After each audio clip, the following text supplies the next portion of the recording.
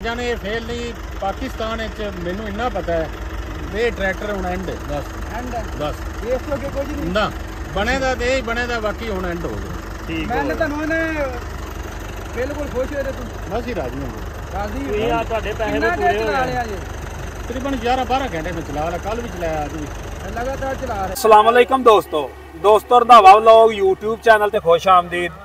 हाँ जी दोस्तों मैं इस वक्त मौजूद हाँ जी ननकाना साहब और ननकाना मोटरवे का जिहड़ा ननकाना साहब इंटरचेंज आ बिल्कुल उहदे करीब असी ते इत्थे पिंड वा नाल ही मोटरवे दे और इन्हां दे जिहड़े जिमीदार है इत्थे इन्हां ने लिआंदा न्यू होलैंड 850 ते इहदी अज माशाअल्लाह टेस्टिंग कर रहे हैं।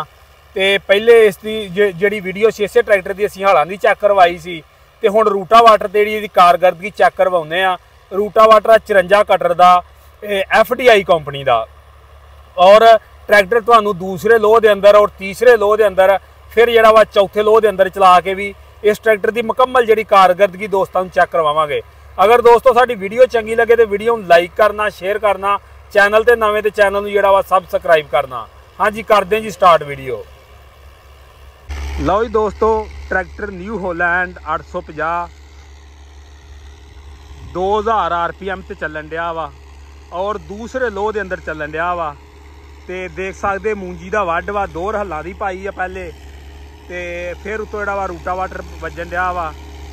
ट्रैक्टर की कारकरदगी जिहड़ी आ तुहाडे सामने आ। एक फेरा जिहड़ा दूसरे गेयर चला के दिखा लदे आ, अगला फेरा जिहड़ा वा तीसरे गेयर चला के दिखा लांगे, फिर एक फेरा जिहड़ा वा चौथे गेयर चला के ट्रैक्टर की जिहड़ी आ टेस्टिंग करवावांगे। रूटावाटर 54 कटर FDI का रूटावाटर आ और मूंजी के वड के अंदर चलन दिया वा।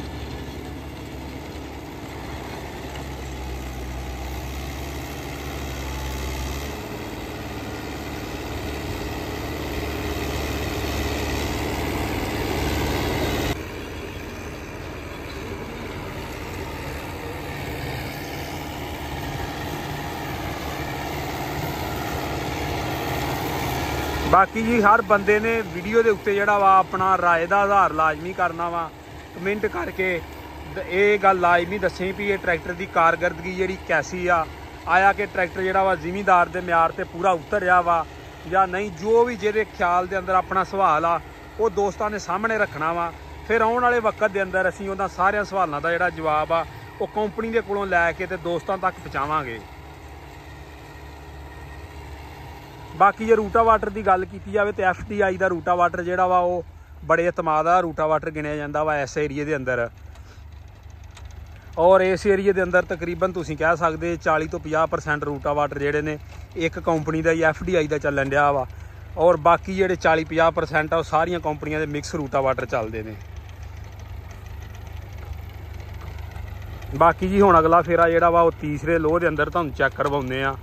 फिर एक फेरा जिहड़ा वा चौथे लोह के अंदर चैक करवावांगे 2000 RPM ते रख के ते दिखावांगे भी ट्रैक्टर को धुआं शुआं तो नहीं मारदा, ट्रैक्टर जिहड़ा कोई लोड वगैरह तो नहीं लैंदा। लो जी दोस्तों तीसरा लोह लग गया जी। लो जी तीसरा लोह कारकरदगी तुहाडे सामने है जी 2000 RPM और तीसरा लोह वड मूंजी का वा ते वड भी बड़ा सख्त वड वा माशाअल्लाह देख सकते कारकरदगी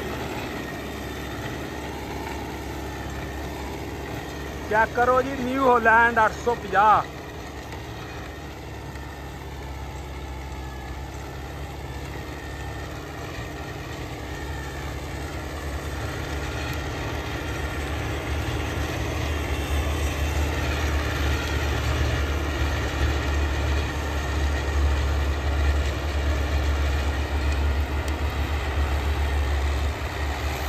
माशाअल्लाह रौनक लगी है जी ननकाना साहब अज बिल्कुल मोटरवे नाल आ।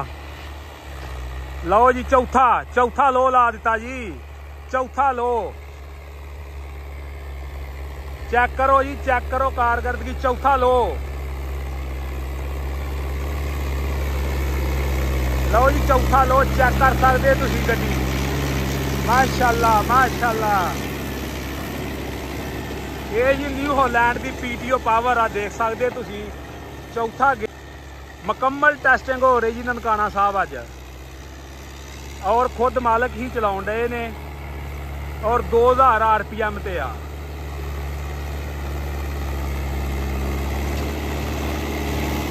लो जी तीसरा हो गया फिर।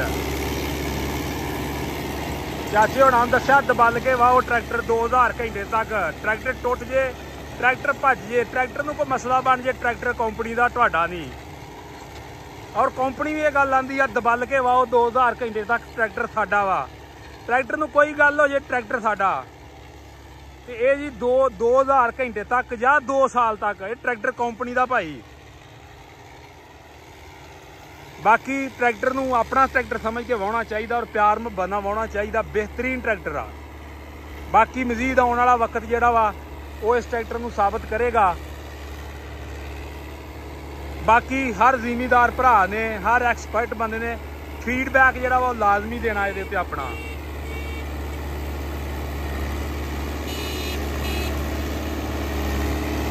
बाकी जी ये जमीन बड़ी सख्त है इस एरिए की जिस एरिए के अंदर ट्रैक्टर चलन दिया वा।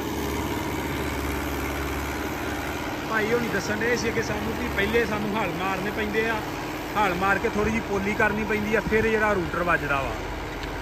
ते लो जी दोस्तों वीडियो चंगी लगे तो वीडियो लाइक करना शेयर करना वा ते अपनी राय का इजहार लाजमी करना वा।